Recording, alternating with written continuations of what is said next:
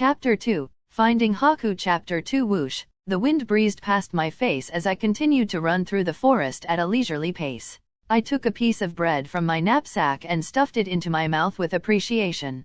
Thankfully those bandits I saw earlier were pretty stupid as I thought back to what happened a few days ago. Flashback: a few days ago, you idiot. I told you to double-check the information. Those merchants obviously aren't going to come down this way or they would have crossed our paths yesterday. Alright, calm down, Yugo.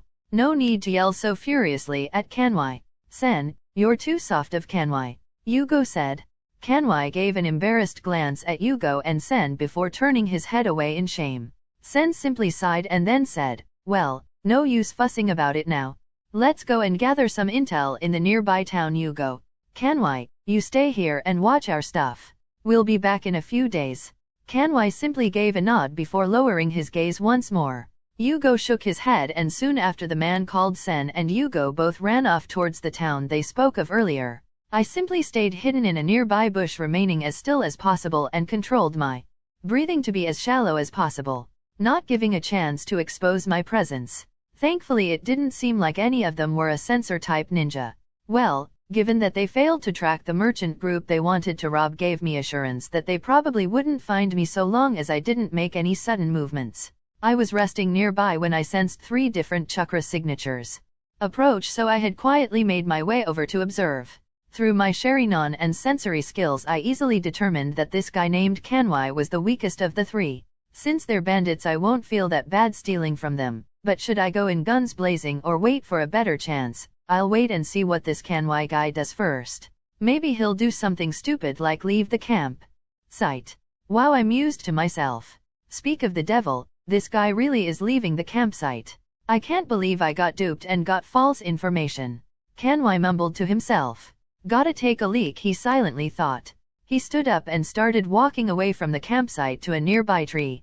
Hey, leaving your back exposed to me with your guard visibly down, luck is on my side. Earth-style headhunter. Jutsu. I placed my hands on the ground and sunk into it. Not a moment later my hands reached up and dragged Kanwai down to the ground by his ankles until only his head was above ground. He shrieked at the sudden attack. Who the hell is it? Kanwai panicked and yelled. He tried turning his head but to no avail. I slowly walked up in front of him so he could see me. Who are you? What do you want? He said. As I walked closer out from the shadow of the trees and into the light I simply gave him a smile. What the hell? A kid. Kanwai calmed down and started laughing. Ha ha ha ha. Boy, do you have any idea who I am? Better run Before he could finish his sentence his body shuddered everywhere and beads of sweat started falling from his forehead. The reason? It was because. Before he could finish his sentence, the kid in front of him took off his blindfold and revealed demonic-looking eyes. The legendary eyes that many ninja in the shinobi world dreaded facing on the battlefield. Those blood-colored black patterned deadly-looking eyes. The Sharingan. How, why you? At this point Kanwai couldn't form a coherent sentence. I stopped walking once I was close enough to him and then knelt down in front of him as I stared straight into his eyes. Don't worry, it'll all be over soon, I said. Utilizing the power of the Sharingan I cast a genjutsu on Kanwai and sifted through his memories. He may have been a coward but that didn't excuse his disgusting personality and horrific deeds, robbing anyone from children to elderly, killing innocents too weak to defend themselves and raping defenseless women. I snarled in disgust. I walked over to their campsite and found some ninja tools, took out a kunai and slit Kanwai's throat, effectively killing him. Whether in this world or my previous world, there's always scum like them that exist. The world is better without them, I silently thought to myself. I put my blindfold back on and I raided their campsite before leaving and ensuring my tracks were erased so the other 2 bandits couldn't investigate. End of flashback. Unfortunately they didn't have any clothes suitable for kids my size. I sighed to myself as I looked down at my raggedy getup. Oh well, there's no helping it. I got some money and ninja tools so I should be able to buy some clothes in town. I'll also need to exchange this knapsack when I have the chance, just in case I bump into those other 2 bandits and they recognize it. It's already been a few days since that incident and the time interval between those 2 bandits Yugo and Sen leaving for the town wasn't that long before I raided their camp and left for the same town. I continued on my way and not long after the town came into view. I slowed down my pace and walked through the town. The weather was dark and cloudy and a cool wind was blowing today. The town itself looked dark and unhappy. There were plenty of children in rags and old beggars on the streets, so I suppose I didn't really stand out that much. I silently looked around for a clothing shop and quickly located one near the corner by an alley. I walked in and bought some normal-looking clothes and shoes and a new knapsack. Thankfully the bandits I raided from had enough money to exchange for these stuff with even some extra ryo for food and lodging. I walked up to a food stand and bought a meat skewer to enjoy while scoping out the state of the town and listening in on people's conversations in hopes to gather some useful intel. Thankfully the heavens are on my side. I overheard a conversation about a tragedy that occurred not too long ago about an incident in a village north of here where a group of people attempted to kill a woman and child due to them finding out they had the ability to manipulate water, but in the end the child ended up killing everyone in pursuit of him. This was exactly what happened to Haku. I immediately set out northbound toward that village. It would take me at least a week to get there.